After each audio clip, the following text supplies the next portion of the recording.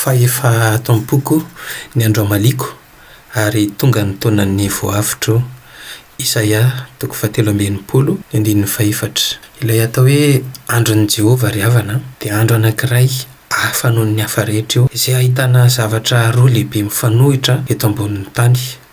Fa ny atsasaky ny olona dia hodoran'ny afo avy any an-danitra ary ahita loza lehibe matsiravina, ary ny atsasaky ny olona kosa dia ahita maso ny fanavotana, ny fagagana lehibe izay efa nandrasany hatramin'ny ela. Hoy ity faminanian'i Isaia mpaminany ity, milaza ny fiavian'i Jesosy eny amin'ny rahoan'ny lanitra: fa efa atao am-poko ny andro amaliko ary tonga ny taonan'ny voavotro.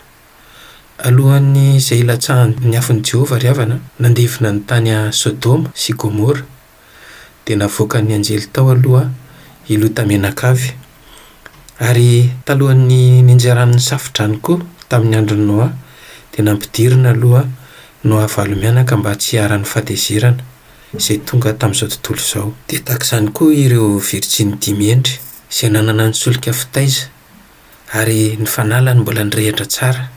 Ireo miambina, ireo miaina amin'ny tenin'Andriamanitra dia andre ny feon'ny trompetra hiantsoantso amin'izany fotoana izany hoe indro tamin'ny mpapakatra andeha hitsena azy. Ireo dia hiakatra any amin'ny habakabaka hitsena ny Tompo araka ny voalazan'ny Tesalonianina voalohany 4. Fa efa ela ny andrasany an'izany Tompo izany ho avy any amin'ny rahoan'ny lanitra.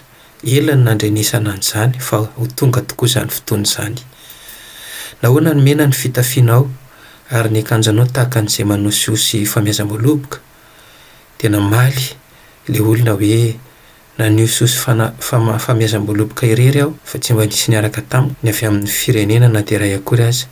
Nanitsaka ireny tamin'ny fahatezerako aho sy nanosiosy azy tamin'ny vavinirako, dia nipitipitihan'ny rano ny fitafiako ka voaloto ny akanjoko rehetra. Fa efa atao am-poko ny andro amaliko ary tonga ny taonan'ny voavotro.